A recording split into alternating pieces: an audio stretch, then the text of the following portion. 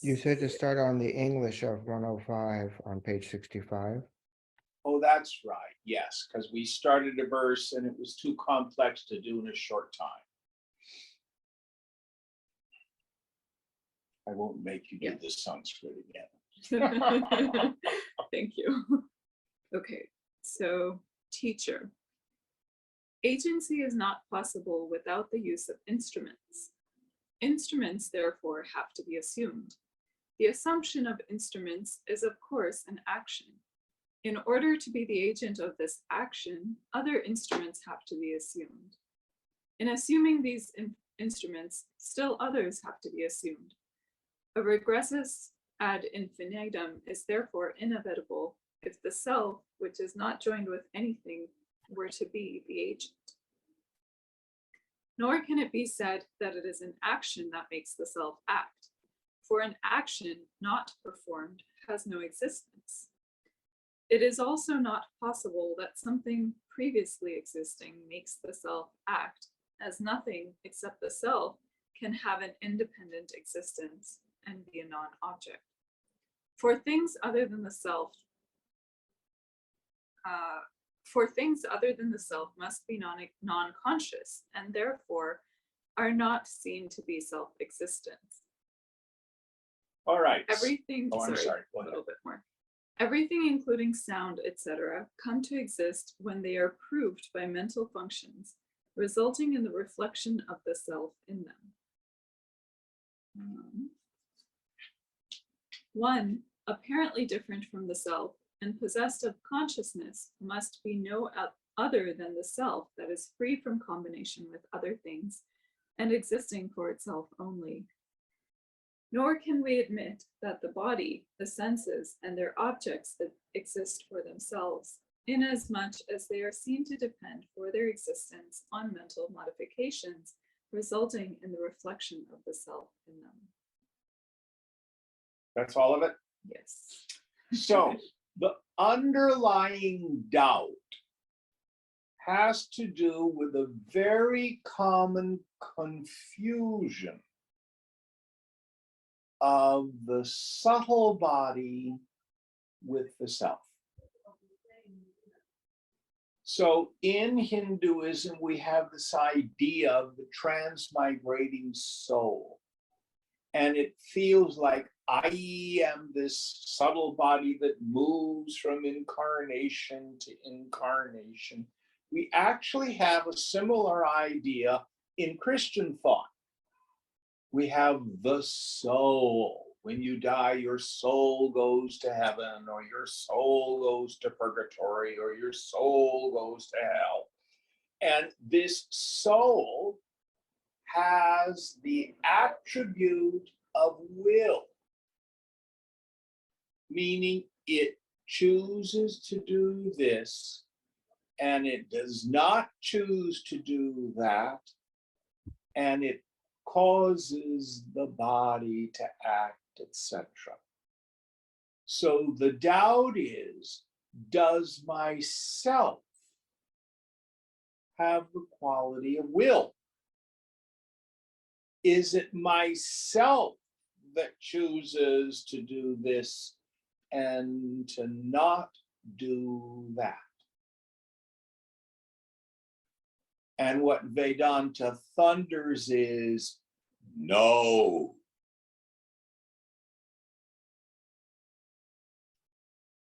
Who or what is the agent? Technical term here is karta. The actor comes from the same root kri as we get karma, etc. Sometimes we also include bhokta, literally means enjoyer, but better way to understand it is experiencer. So if the self doesn't do the choosing, doesn't have the agency, is not endowed with will, what is? Because the fact of my experience is I choose to do this and I choose not to do that. And here Shankara is saying, whatever the agent is, it then needs an instrument to affect that. If I choose to walk to the store, the instrument is my feet. Yesterday, I chose to make cookies. The instrument was opening up the packages and the oven, etc. There were instruments. Does the self inherently have instrumentality? Shankara says no. And he's been using this regressus ad infinitum. If I, for example, need a shovel to dig a hole, there is someone else who's using the shovel. I mean, there's me who's using the shovel. Agent, instrument. But if the self is an instrument, then is there a self behind the self that's using it? You can go back like that. That part of the argument for me was never particularly important. What I would invite us to focus on, just to simplify it, we do experience desire, choice, and action. But am I the one who is desiring? Am I the one that's choosing? And am I the one who's acting? And Vedanta says no. In fact, it is guna and karma. The qualities of the mind and the force of the past as it interacts with the karma of the environment, of the society at large.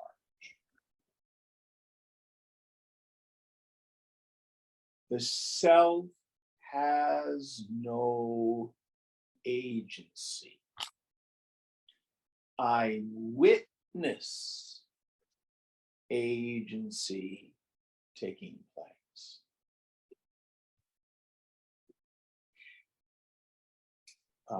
So Fang and I were talking before class. She just finished a 7-day retreat doing a Hoffman process. Why did you do it? Where did the impetus come from? I thought it'd be good for me. And where did that desire come from? Who knows, Jim? Force of the past, qualities of mind. A decade ago, you may never have thought of something like this. Yeah. You see. Someone may have told you Hoffman process is available. Environment. Mm-hmm. So you're interacting with that. So what we do is we witness it. Did you see the desire to go do this process arise in your mind? Yes. So you were not the desire, you're the one who saw the desire. Then you chose to take it. You could have not taken it. Mm-hmm. Did you see the choice arise? Mm-hmm. And then you acted. Your footsies went, Hoffman, Hoffman, Hoffman. Off you went. Mm-hmm. So the self is ever the unattached, uninvolved witness. Now, Shankara here makes reference to what we might call a borrowed luminosity in the mind. In the evening, this is more effective. Some of you may have seen me do this.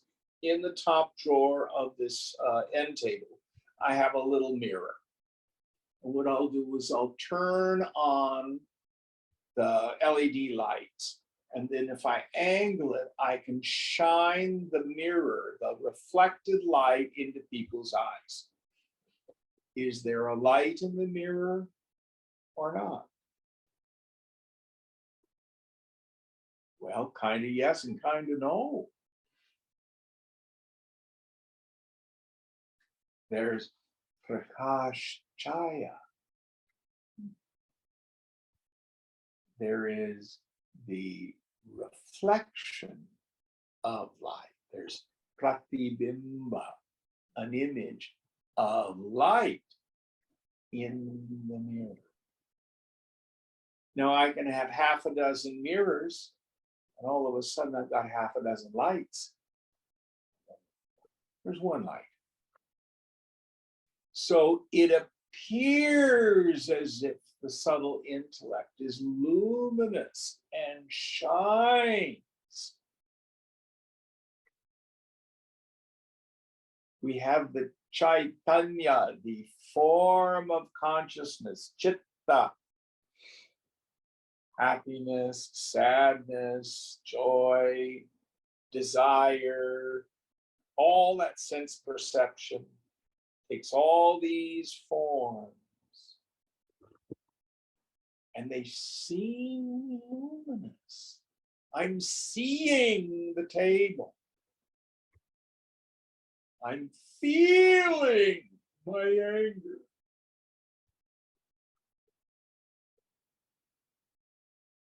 It seems like it's me.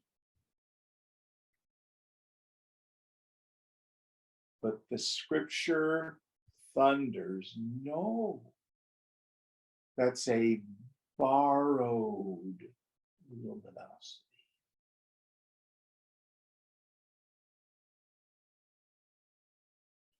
Classic example that Shankara will use is in the evening, you've got half a dozen large jars of water.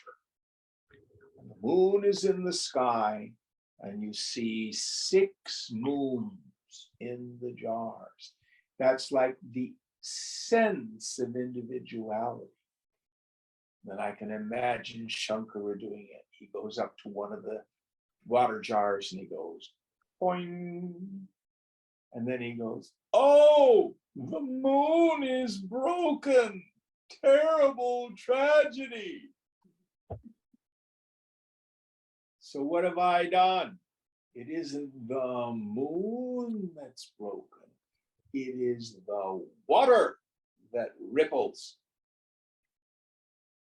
Likewise, it seems like I am happy, I am sad, I am successful, I am a failure, I am good, I am bad. Those are the qualities of the chitta, the mind stuff, which is like the water in the jar. Just like it seems like the moon is broken, it seems like I have these qualities. Just like the moon in the sky is never touched by what happens to the water in the jar. So also the self in you is safe. It's never really touched by any. Again, Gita uses this marvelous term, asparsha yoga. Asparsha means untouched. Yoga means joy. Swamiji used to call it the touch of the untouched. The body, the senses, the mind, and intellect cannot function without the enlivening principle of awareness. Yet, Awareness is never touched by them. Let's go to our direct experience. If you close your eyes and visualize a pony, can you make your pony gallop around? Can you make your pony rear up? You are the enlivening principle of the pony of your imagination. That pony cannot exist without you as the life principle of that pony. But do you turn into a pony?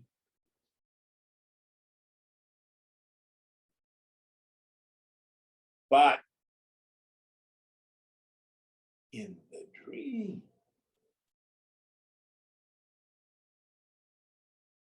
I can dream I turn into a pony, and it seems real.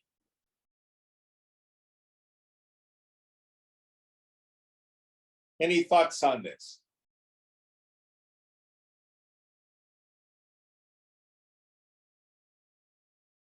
So to simplify it, the self has no agency.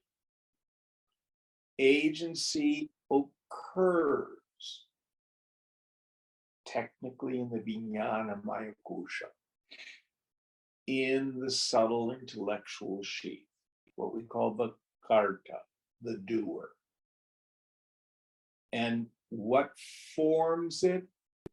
Qualities of mind and karma, the force of the past.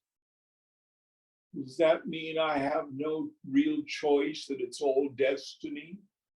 Well, yes and no.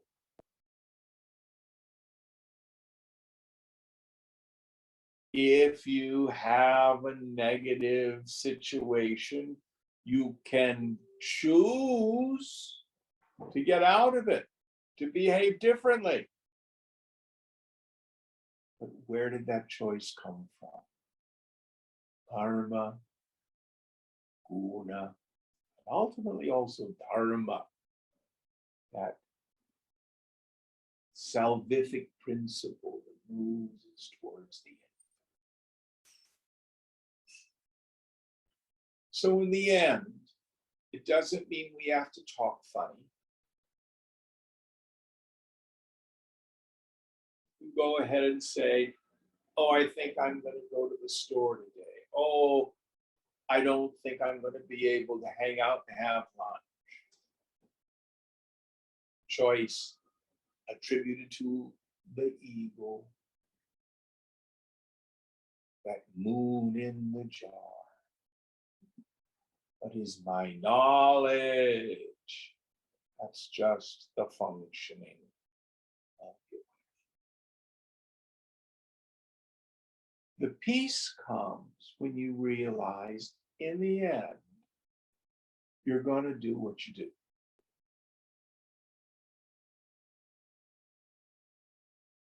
Oh, should I take the job or not take the job?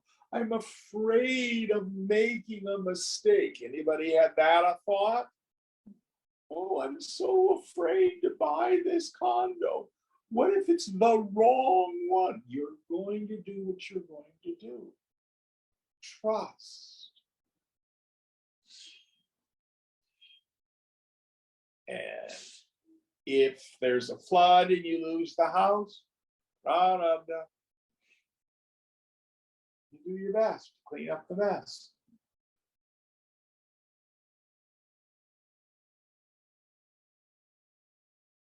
But it keeps us from getting caught up in regretting the past, getting caught up in what I call shoulda, woulda, coulda. I should have done this. I would have done that if I'd known better. I could have done something else. All of that is meaningless. In the end, we did what we did. And you're going to do what you do. but it doesn't mean that we're passive. Oh, I'm waiting for a message before I act. There is a deeper part of the human mind. Modern times, we would call it intuition, where we have unconsciously coordinated all data, tap into deeper parts of intelligence.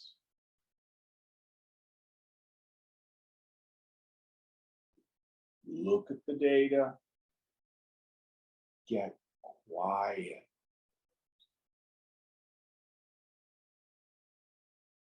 Do as you will. This is, in a dualistic frame, what we would say, seeking knowledge of God's will, the power to carry that. Any thoughts on this? I have a question, Jen. Yes, ma'am. I feel like sometimes in my life, when I know what you're saying, which is you're going to do what you're going to do, but sometimes I feel like when I make a decision, it feels really good and right for me. It just feels like this is the absolute right thing for me. I have absolute peace of mind when I make that decision. It just feels really, really right.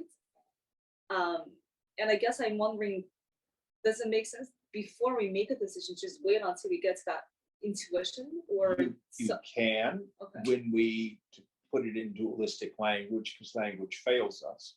Mhm. When you ask God, should I do this? Uh-huh. Then you get yes, no, or I'm not saying. Right. But it's not possible to go through life always getting a clear yes or no. There will be times always in everybody's experience where there's a I don't know coming from your intuition. Okay. Well, I'm not saying. Okay. And then all you can do is your best. And trust. But it keeps us from dwelling in, oh, I made a mistake. I should have done something else. If your choice turns out to be painful, Mm-hmm. or in the world's eyes, a failure, Mm-hmm. that's our karma. So There's those something to learn from. So karma is not punishment. Oh, I'm being punished because I was bad. No. Part of the dimension of karma is we get to experience issues from both sides. So, for example, if in another life you had been unconscious and dismissive to people who perhaps came from dysfunctional families, you may come into this life in a dysfunctional family. Now all of a sudden you have some compassion for people who suffer.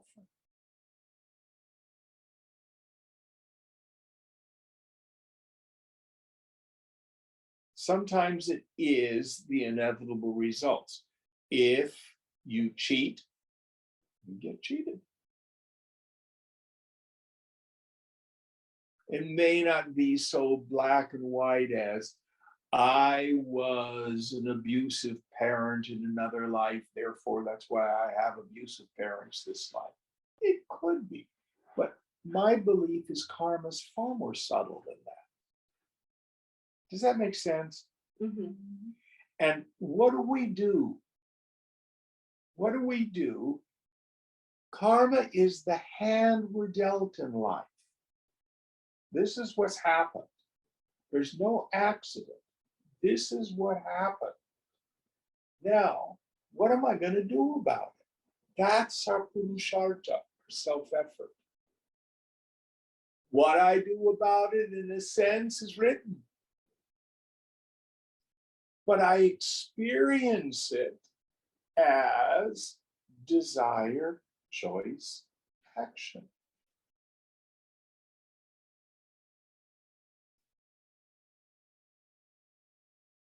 what happens.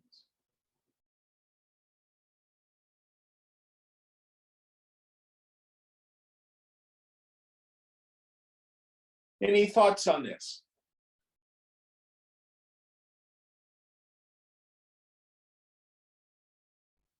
Now, one of the things so many of us do is we engage in psychological self-abuse when we screw up.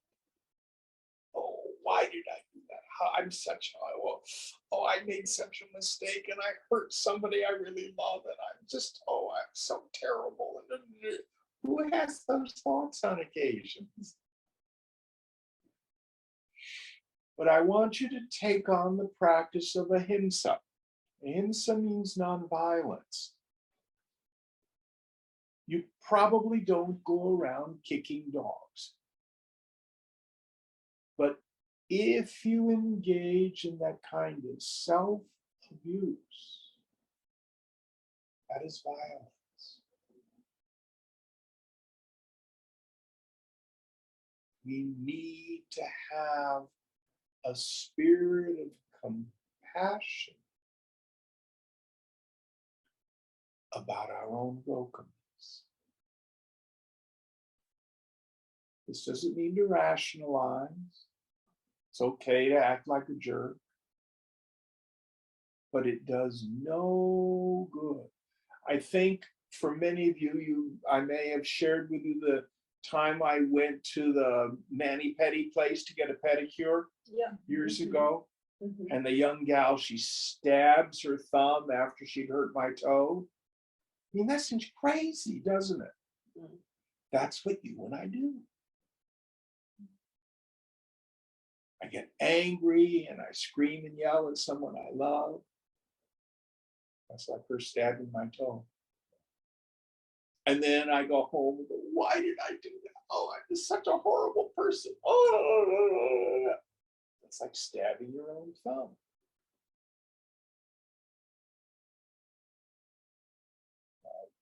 Let's follow the parallel. Her stabbing her thumb didn't fix my toe.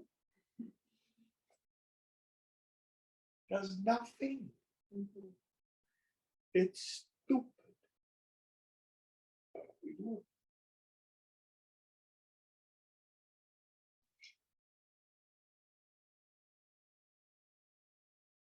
And always remember, the yogi is the same. Heat and cold, which means the whole range of physical experiences. Pleasure and suffering, meaning the whole range of the mind's reactions to conducive and non-conducive environments. Honor and dishonor. It doesn't say everything I do is honorable.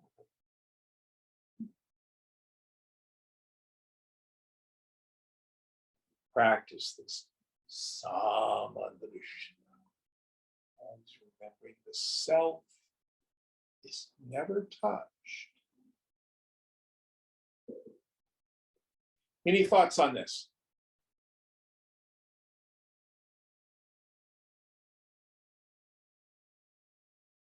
All right, next verse.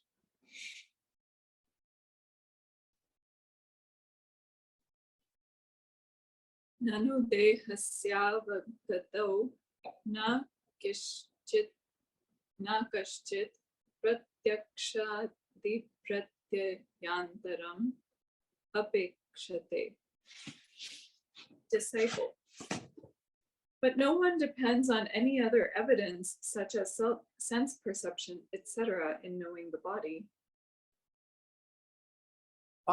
So the doubt here is maybe the body's the self. You don't depend on another. I don't have to come up and say, Aditi, that is your body. It exists. The body seems self-evident. Or is it? Actually, the body is not always evident. You're not aware of your body in deep sleep. Have any of you had the experience that you may have a sore or an ache and you get deeply engaged in a project and you forget about it? And then you finish the project and, oh yeah, I forgot, my shoulder hurts. Interesting. Let's see how the Guru answers this doubt. Badham jagrati evam syat. Mriti sushupte sushuptyostu dehesyapi pratyakshadi pramana pekshaiva siddhi. Yatheva indriyanam bahya eva hi shabdadayo dehendriya kara parinata iti pratyakshadi pramana pakshaiva hi siddhi. Siddhiriti cha pramana phalam avagatim avocham sa cha avagatih kutustha swayam siddhatma jyotihi swarupeti cha. Teacher: Yes, it is so in the waking state, but at death and in deep sleep, the body also depends on evidences such as sense perception, etc., in order to be known. Similar is the case with the senses. It is the external sound and other objects that are transformed into the body and the senses. The latter, therefore, also depend on evidences like sense perception, etc., in order to be known. I have said that knowledge, the result produced by evidencers, is the same as the self-evident, self-effulgent, and changeless self. So when the self is aware of phenomena, it is experienced as the witness of everything, the knower of the field in every field, as Gita says. Kshetranya. But the self itself is never known as an object. Well, in that case, it's unknown. But is it? Are you you? How do you know you are you? Descartes says, I think, therefore I am. Probably was not a meditator. Quit thinking and see if you disappear. The self is Swayam Jyoti, self-effulgent, self-luminous. The self is its own means of knowledge. I know I am, not in the same way I know objects. We will get terms like Swayam Sakshi, the witness of itself, but it doesn't see itself as an object. I was in meditation and I experienced the self. There was gold white light and vibration everywhere. Oh, I'm spiritual. No.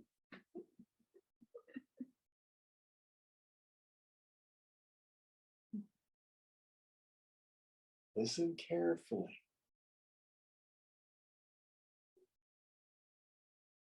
The self is profoundly ordinary.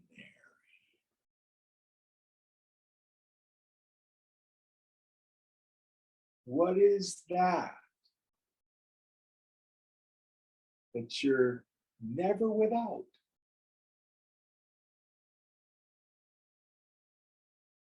Sat, pure existence. Chit, constancy of awareness. Ananda, no sorrow reaches.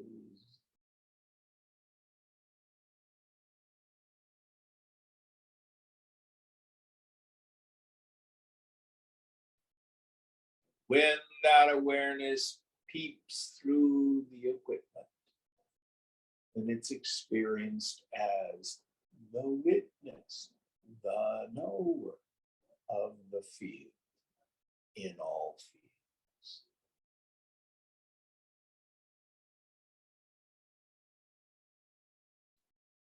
Next verse.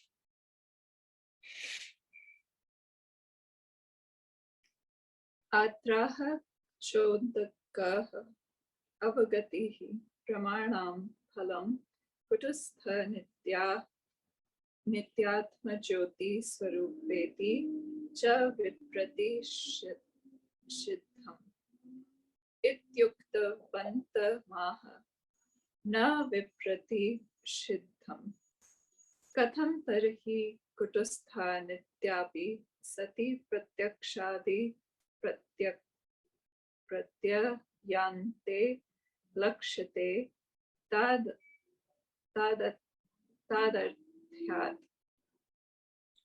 pratyakshadi pratyayasya anityatve anityeva bhavati tena pramananan phalam iti upacharyate.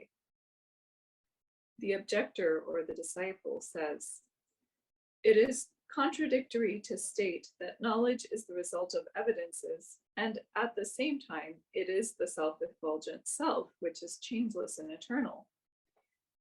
The reply given to him is this: it is not a contradiction. How then is knowledge a result? It is a result in a secondary sense. Though changeless and eternal, it is noticed in the presence of mental modifications called sense perception, etc., as they are instrumental in making it manifest.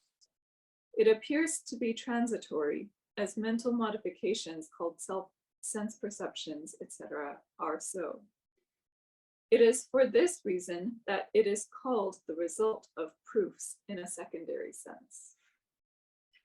So, my knowledge of the table is dependent on my awareness of the table.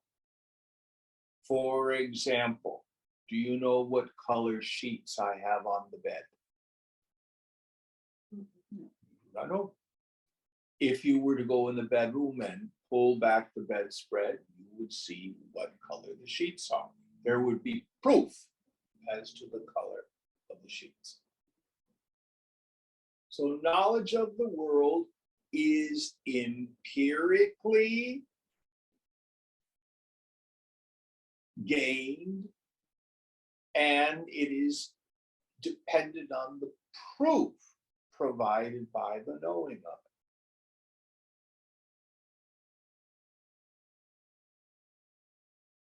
it. The self is in a different dimension. Now, we've got to understand that there's two kinds of knowing that we're talking about here. There's the real knowledge of the self with a capital R.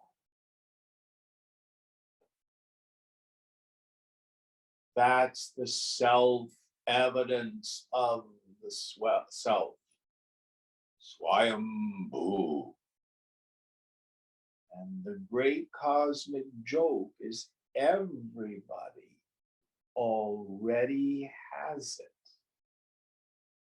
The most miserable of creatures does not doubt their existence, does not doubt that they know their mind state, even if it's misery.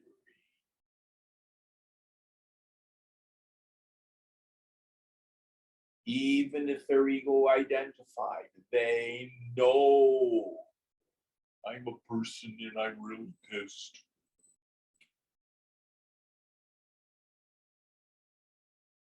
There's a second kind of knowledge, which occurs in the subtle intellect, in the buddhi. When through practice we've attained a sattvic mind, and we engage in the action of self-inquiry. I am not the body, I am not the prana, I am not the mind, I am not the intellect. I'm not even those thoughts themselves. I'm not even the darkness of deep sleep. Who am I? And in the space between our thoughting, introvert the mind's attentive faculty. Notice this knower. Again, you will never see yourself as an object. It's like trying to shine a flashlight on its batteries. And I know I am. And in the subtle intellect, there's this flash. Oh, there's nobody there. There's no person. It's vast, empty like a shoreless ocean.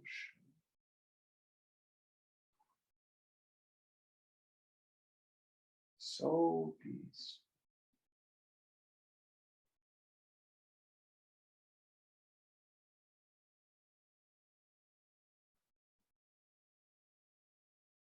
So this insight, this vipassana,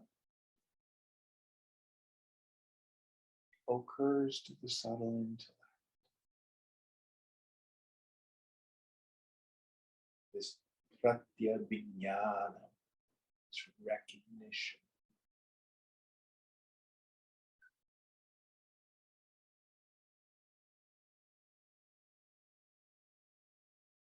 Doesn't create it, doesn't make it happen. We realize what's always been.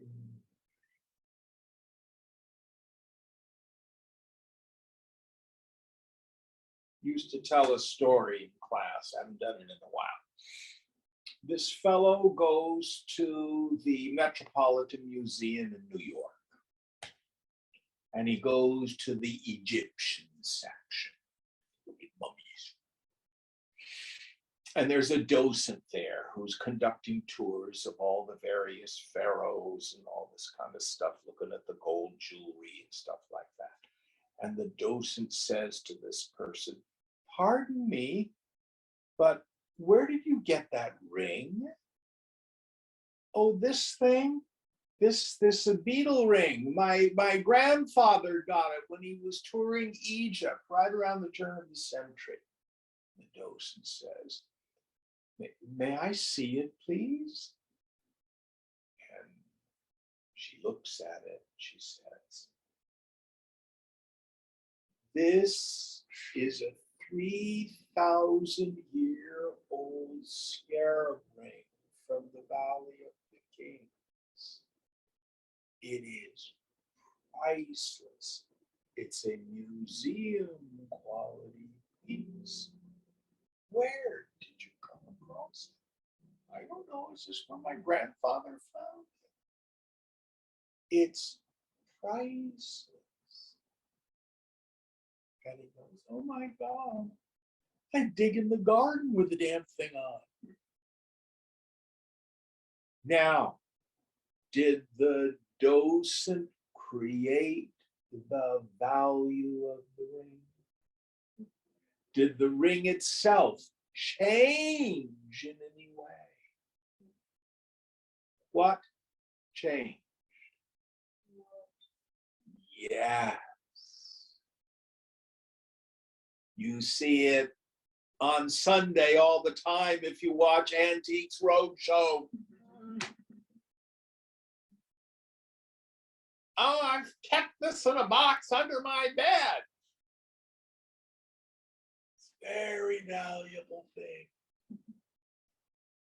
So it was the lack of the knowledge of what it was. So also with the self is always you. You are never without it. It is you. But because in my mind, I do not know it. Because I have avidya, spiritual ignorance, I attribute to myself the qualities of the not self. Just like the fellow attributed to the priceless ring the quality of, oh, a worthless trinket from my grandfather. It's wrong understanding, not a change of nature.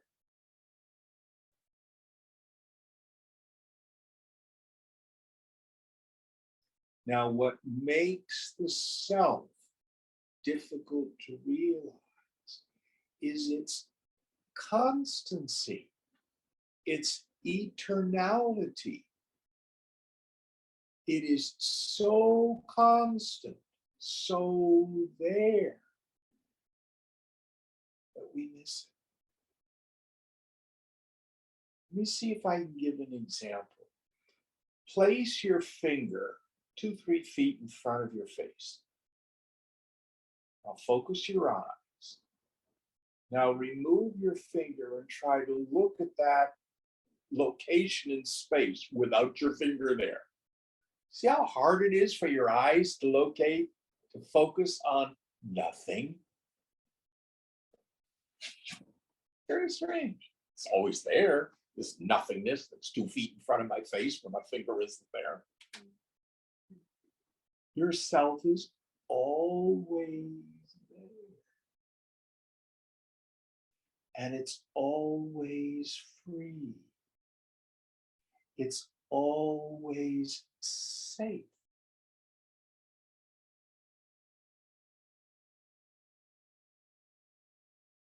I just don't know it.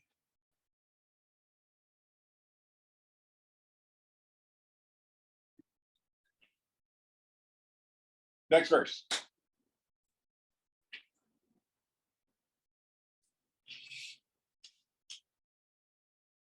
Yadvevam Bhagavan Kutustha Atmajyotihi Swarupeva Swayam Siddha Atmani Pramana Nirapekshatvat Tato Anyat Achetanam Sahatya Karitvat Parartham Yena cha Sukha Dukha Moha Pratya Yava Gati Rupena Paryartham Taneva Sarupena Anatmanaha Astitvam Nanyena Rupantarena Ato Nastittvameva Paramarthata Yatha hi loke Rajju Sarpa Marichu the Kadinam Tadava Gati Vyatirekena Abhavo Drishtaha Evam Jagrat Swapna Jagrat Swapna Dvaita Bhavasyapi Tad Bhagati Vyatirekena abhavo yuktaha. Evameva paramarthatah bhagavan avagateha atma jyotishaha nairantarya bhavat kutastha nityata advaita bhavascha sarva pratyaya bhedeshu avyabhicharat pratyayabhedastu avagatim vyabhicharanti yatha sapne nilapitadhya karabhedarupa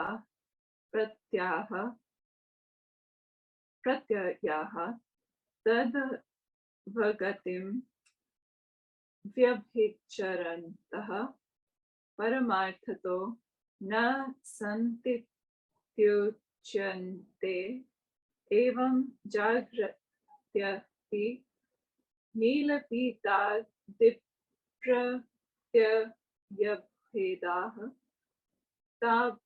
tamevava gatim vyabhicharantaraha asatya rupa bhavitu marhanti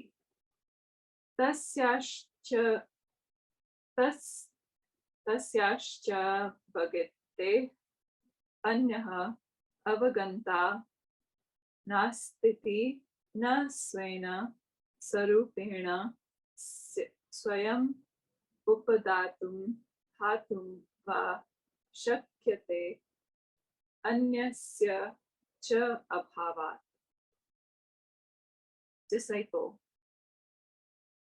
Sir, if this is so, independent of evidences regarding itself, external and changeless knowledge, which is the consciousness of the self, is surely self-evident, and all things different from it, and therefore non-conscious, have an existence only for the sake of the self, as they combine to act for one another, in order that the events of the universe may continue uninterruptedly.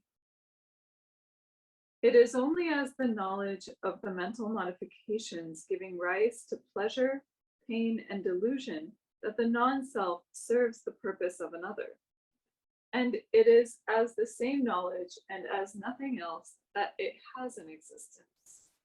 Just as a rope snake, the water in a mirage, and such other things are found to be non-existent, except only the knowledge by which they are known, so the duality experienced during waking and dream has reasonably no existence except the knowledge by which it is known.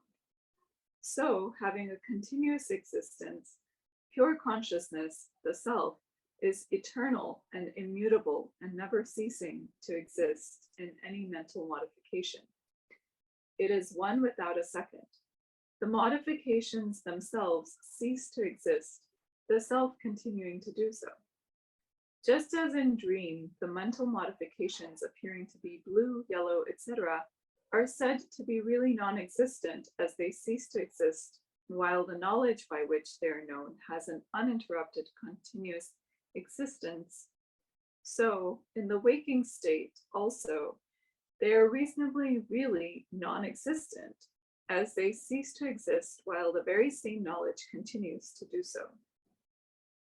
As that knowledge has no other knower, it cannot be accepted or rejected by itself. As there is nothing else except myself, the aim of my life is fulfilled by your grace. So, the Shisha finally gets it. This whole paragraph is a beautiful summary of what self-realization is.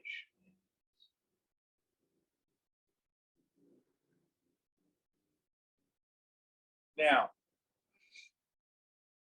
in Shankara's great text, Vivekachudamani, one of my favorite, what I think is one of the most important verses, is verse 267.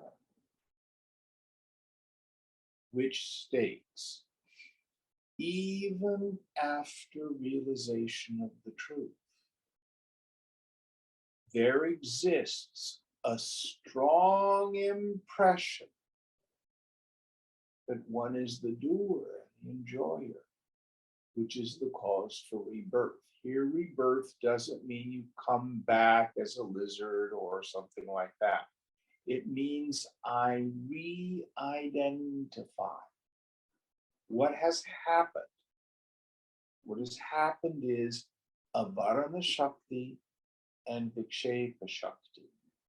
It means I still have times when vasana overpowers my mind.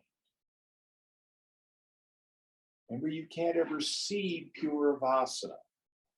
The nature of pure vasana is avarana shakti, veiling power. Now, this is frequently compared to the dream state. The scriptures will say that ignorance is beginningless, but it has an end. If you look to your direct experience, you never see the beginning of a dream. When you are in the dream, the mind projects an unexamined, assumed cause and effect past. Let me see if I can give an example. Who here has had a dream recently? I didn't. What did you dream? I dreamt that I was chasing something. I was like I was chasing something and I was trying to find, I forgot what it was, but there was something I was trying to Do you find. remember where you were? Were you outside? Were you inside? I was outside and I was going from place to place looking for whatever this is. So you never ask, how did I get out of my bed and get outside? Do you? No. No. Why am I chasing this? You know, why not call the lost and found? You know, you never think of these things in the dream. There's no beginning to it. Now, if Chirag was watching you sleep, he would see at some point your eyelids, your eyeballs underneath would start going. That's called REM, rapid eye movement. That's the indication, oh, she started to dream. So someone outside could say, yep, it's 12:03, that's when her dream started. But inside, you have no experience of that.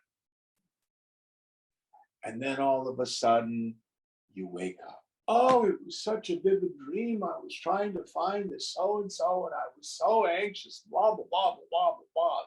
You hold me. You know. Happens to us all. It's the same with spiritual ignorance. Even after realization of the truth, there exists a strong impression that one is the doer and the enjoyer, which is the cause for rebirth, meaning re-identification. It needs to be conscientiously rooted out. How? Through steady and continuous identification with the self. Meaning, as I'm going through the day, I have to keep in my mind as best I can. If I think I'm a person, my mind is under the influence of vasana, undiluted. If I think I'm a person, always there's going to be a goal. And the goal will always be fix the world or fix me. And then we have kartavya, struggle. I want it different than it is. Those three thoughts are the world. They are samsara. They are dukkha. They're the problem. And the root of it, spiritual ignorance. That's the Varana Shakti. And then it projects that funny thought. And Shankara says, the annihilation of the vasanas here and now is considered liberation by the wise. So most of you now have moments where in the space between your thoughts with your attention introverted, you notice the knower and you know there's nothing there. The mind is sattvic enough that you have that direct experience. But why do I lose it, Jim? Why do I get all identified and triggered? Sloka 267, it's right there. You luckily have Swiss cheese ignorance. You do not have Monterey Jack ignorance. One slab of cheese. You've got Swiss cheese. There's holes in it. Moments when you see the truth.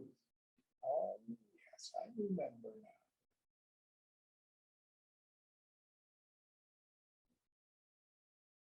So through the day,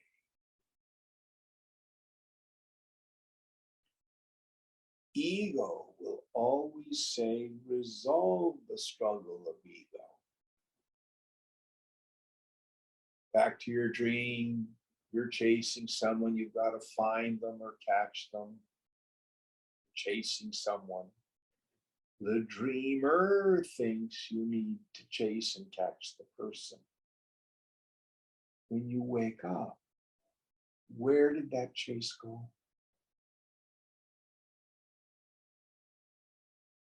Where'd it go? Disappeared. It disappeared. Yeah.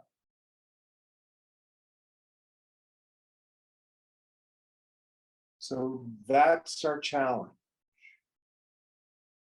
To remember who we are. Viveka. Then vairagya. Drop the struggle.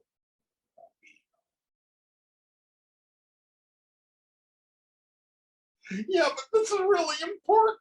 Drop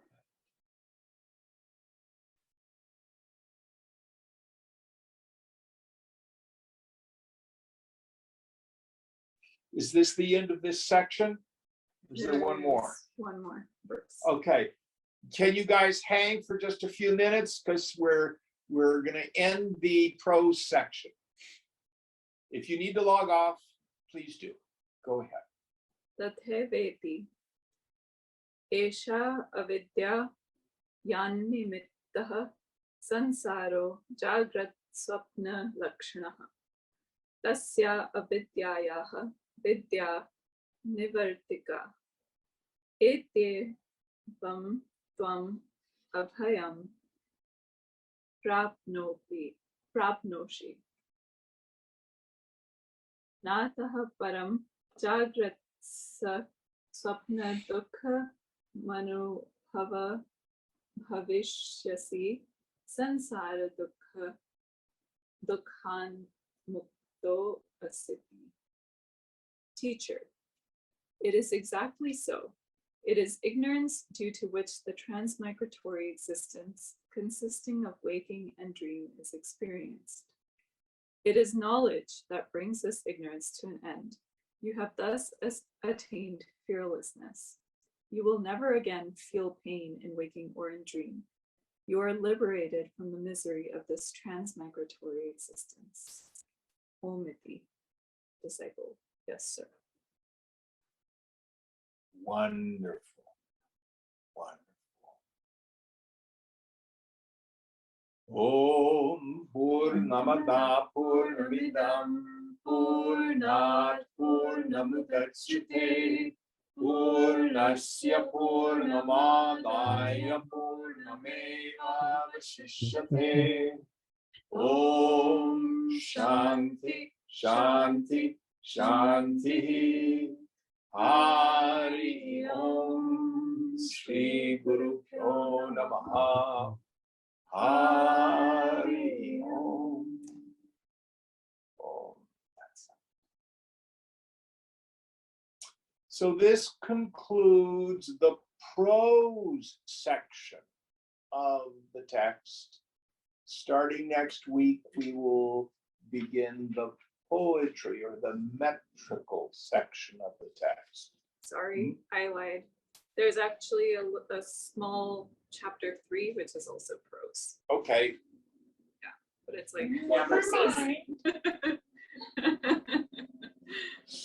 we'll eventually get to the poetry.